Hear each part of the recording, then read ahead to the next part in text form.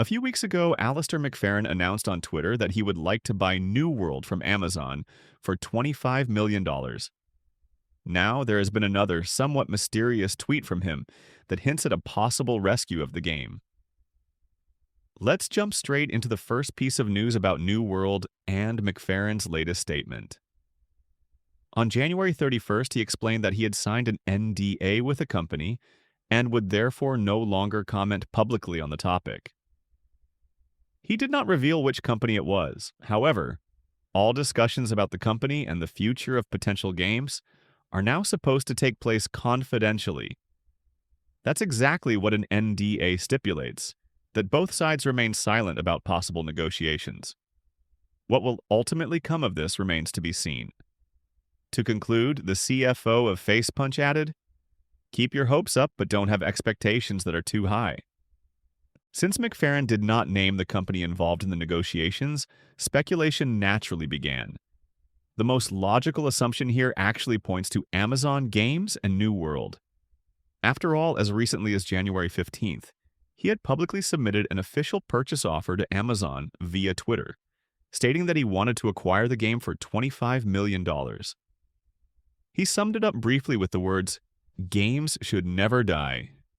Because he hasn't publicly discussed any other major company recently, many assume that Amazon is the party involved in the NDA.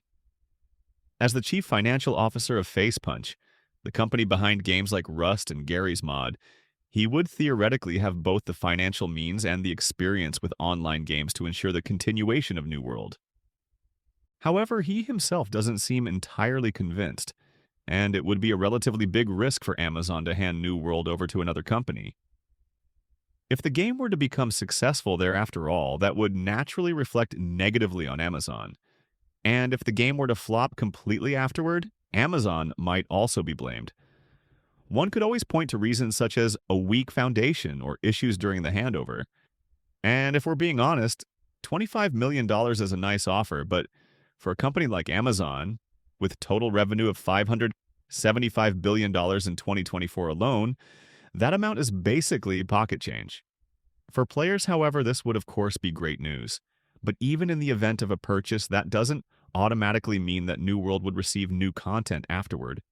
Many developers from the original team have already been laid off and have hopefully found new jobs by now. Whether Facepunch would even hire new developers for the project is completely unclear. In addition, both the engine and the implemented content of the game are said to be a patchwork. Overall, New World is reportedly not running as smoothly on a technical level as it might have if Unreal Engine 5 had simply been used. And then there's also the question of whether a company whose primary experience lies in survival games and PvP could meaningfully continue developing an A game like New World. What do you think about selling New World to Facepunch?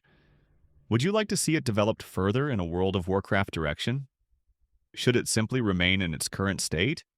Or should the team behind Rust add even more sandbox and PvP elements? Feel free to write your thoughts in the comments.